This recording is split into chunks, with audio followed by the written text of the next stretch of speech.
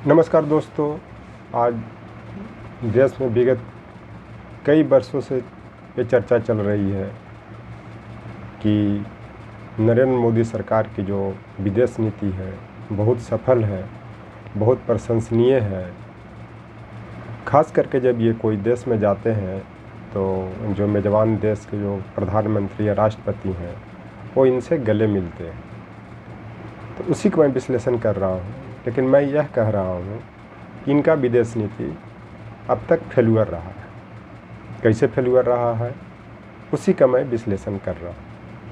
पहली चीज़ तो ये, जब अभी यूक्रेन के राष्ट्रपति ज़ेलेंस्की से मिलने के बाद रसिया जा रहे थे तो यूक्रेन के राष्ट्रपति बहुत गंदी गंदी गालियाँ दे रहे थे। जो भी कारण हो, चूँकि उनका मानना था कि यह जो है मोदी जी जो है वो डिप्लोमेसी कर रहे हैं और कोई क्लियर स्टैंड नहीं ले रहे हैं, और वे नहीं चाहते हैं कि रूस और यूक्रेन के युद्ध बंद हो। ये सिर्फ ऊपरी मन से ऐसा कर रहे हैं।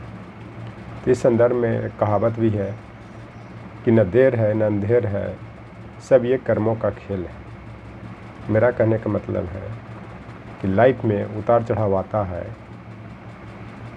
लेकिन उस उतार चढ़ाव में आदमी को हमेशा एक स्टैंड लेना चाहिए। ये नहीं कि कभी इधर कर रहे हैं कभी उधर कर रहे हैं। उसी संदर्भ में ये कहा गया है कि न देर है न अंधेर है, बस कर्मों का खेल है। जो जैसा बोएगा वैसा काटेगा। तो उसी के संदर्भ में जो यूक्रेन के राष्ट्रपति का जो स्टेटमेंट आया, जो गंदी स्टेटमेंट आया जब ये ट्रेन से रसिया जा रहे थे,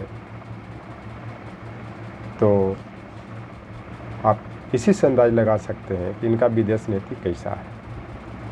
अगली बात, ये रूल है कि जब भी कोई राष्ट्रपति, किसी देश का राष्ट्रपति या प्रधानमंत्री दूसरे देश में जाता है तो कितनों युद्ध चलते रहे, उस देश में उसके लिए कुछ देर के लिए जो वायुयान का रास्ता है या एयर पतन है, एयरपोर्ट है या उड़ान है, खोल दिया जाता है। लेकिन ये 10 से 12 घंटा के सफ़र करते हुए गए, जो बहुत दुख की बात है और ये शर्म की भी बात है कि जो लोग बोलते हैं कि बहुत मजबूत प्रधानमंत्री है, तो मजबूत प्रधानमंत्री का यह हाल है। अफ़गानिस्तान के भी क्षेत्र में देख लें कि इन्होंने तालिबान सरकार का समर्थन किया, जबकि तालिबान पूरी तरह से उग्रवादी के साया में पल रहा है, पूरी तरह आतंक छाया हुआ है, आतंकवादी बना हुआ है। तालिबान का ही देन उसामा बिन लादेन था, जो संयुक्त राज्य अमेरिका के ट्विन टावर पर अटैक करवाया, जिसमें कम से कम 4 से 5 हज़ार व्यक्ति मारे गए। वही उसामा बिन लादेन एबटाबाद में, जो पाकिस्तान के मिलिट्री संरक्षण में छिपा हुआ था, जिसको ढूंढ करके अमेरिका के जो फोर्स था, जो आर्मी के जो कमांडेंट कह सकते हैं, या जो अमेरिका का सबसे मजबूत सेना जो कमांडोज होता है, उन्होंने वहाँ पे मारा। तो एक तरह से ये भी मैसेज गया कि मोदी जी तालिबान से डरे हुए। एक चीज़ और मैं बताना चाहता हूँ कि जो भी भारत में जो नशीले पदार्थ का जो इंपोर्ट हुआ छुपे तरीके से, उसमें अधिकांश जो अफीम या जो गांजा जो था या कोकीन, वो अफ़गानिस्तान से गया। अब ख़ास करके गुजरात स्टेट में मुंद्रा बंदरगाह पर अडानी के जहाज़ पे 2021 और 22 में भी बड़े पैमाने पर नशीले पदार्थ का बरामद हुआ। अब मैं आता हूँ नेपाल में। नेपाल और भारत का रिलेशन लंबे समय से अच्छा रहा, लेकिन इनके कार्यकाल आते ही नेपाल से संबंध बिगड़े, और संबंध बिगड़ने के बाद जो नेपाल ने लिपुलेख, कैंपली धारा और काला पानी जैसे क्षेत्रों को अपने क्षेत्र बताया। इतना ही नहीं, इस वर्ष अपने मुद्रा पर ये तीनों क्षेत्र को छापा भी। ये बहुत दुख की बात है, जबकि ये हिंदू राष्ट्र की नारा देते हैं, हिंदू के रक्षक बनते हैं, और विश्व में नेपाल ही एक ऐसा देश है जिसे हिंदू राष्ट्र कहा जाता था। लेकिन वो हिंदू भी इनको इग्नोर करने लगे, और ख़ास करके राष्ट्रपति और प्रधानमंत्री नेपाल के हिंदू हैं। तो ये देशवासी डिसाइड करेंगे या विश्व के लोग डिसाइड करेंगे कि मोदी जी की जो फॉरेन पॉलिसी है वो मजबूत है कि कमज़ोर है। अभी बांग्लादेश में देखा कि किस तरह से इनका तख्ता पलट कर दिया गया शेख हसीना का, जबकि ये लंबे समय से कह रहे थे कि शेख हसीना ही प्रधानमंत्री रहेंगी, थी, आगे भी रहेंगी। लेकिन किस तरह से वह निर्वासन के जीवन बिता रहे हैं, और बांग्लादेश में भारत की खुफिया तंत्र कैसे विफल होगी, इस पर भी प्रश्न चिन्ह लगता है। अभी अमेरिका ने जो खालिस्तानी आतंकवादी गुरपंत सिंह पन्नू के हत्या करने के प्रयास के आरोप में आपका रा के अधिकारी, मैं नाम नहीं बताऊंगा, और जो भी खुफिया एजेंसी के लोग थे उनको नोटिस जारी किया गया अमेरिका के कोर्ट से कि लोग गुरपंत सिंह पन्नू को मारना चाहते हैं।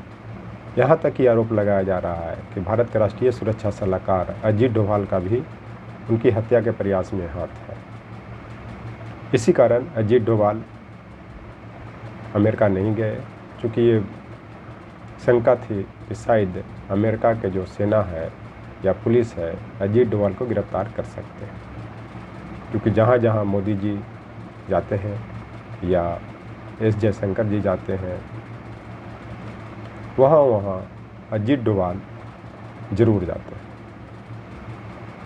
तो आप इसी से अंदाज़ा लगा सकते हैं कि इनकी विदेश नीति कितना सफल रही नहीं रही, जबकि लोग बोलते हैं कि जहाँ भी जाते हैं उनसे गले लगते हैं, उनसे सीना लगते हैं, 56 इंच की छाती को समझकर लोग मिलाते हैं। लेकिन सच्चाई क्या है ये आप लोग डिसाइड करेंगे। अब आप मालदीव में देख लें किस तरह से वहाँ के जो नए राष्ट्रपति मोइजू बने हैं भारत का अपमान किया जैसे यूँ सत्ता में आए, और किस तरह से वहाँ के जो उस देश में मालदीव में जो भारतीय सेना के कुछ जो अधिकारी सलाहकार के रूप में रहते थे उनको वहाँ से बाहर निकाल दिया गया। अब आप म्यांमार में देख लें, ये जुंटा सरकार की समर्थन करते हैं, जिसने तख्ता पलट किया, जिसने डेमोक्रेसी को कुचल दिया है, निगल दिया है। उसके कारण वहाँ सशस्त्र विद्रोह हो चुका है, गृह युद्ध छिड़ चुका है, और वह गृह युद्ध के कारण भारत का मणिपुर स्टेट जल रहा है, और इस पर कुछ नहीं बोल रहे हैं, जबकि लोकतंत्र की बात करते हैं। लेकिन आपका जो वहाँ पे जो है म्यांमार में कहाँ लोकतंत्र है। चीन के साथ रिलेशन देख लें, किस तरह का रिलेशन है इनका, कि लंबे समय से जो चीनी सेना है वो आपके भारत के क्षेत्र में गलवान के इलाका में बहुत दिनों से बैठा हुआ, 2017 से ही बैठा हुआ, अब तक वो बाहर नहीं गया। तो आप इसी से मूल्यांकन कर सकते हैं कि मोदी जी की विदेश नीति कितना सफल है असफल है, और दूध का दूध पानी देश की जनता करेगी, और ये डिसाइड करेगी कि इनकी विदेश नीति पर प्रश्न चिन्ह जो लगा हुआ है ये कैसे दूर किया जाए, और देश को कैसे सुरक्षित रखा जाए, ये आप लोग को डिसाइड करना है। खैर, पाकिस्तान से तो भारत का शुरू से ही 56 का आंकड़ा रहा है। मैं हमेशा वो इसको डिस्टर्ब करने का प्रयास किया है। उसमें भी जो पीओके का इलाका है आज के संदर्भ में कितना डिस्टर्ब हो चुका है ये बताने की ज़रूरत नहीं है। इस तरह से मोदी जी की जो विदेश नीति है तो मेरे समझ से वो असफल विदेश नीति है, ये देश के लिए खतरनाक विदेश नीति है। Thank you.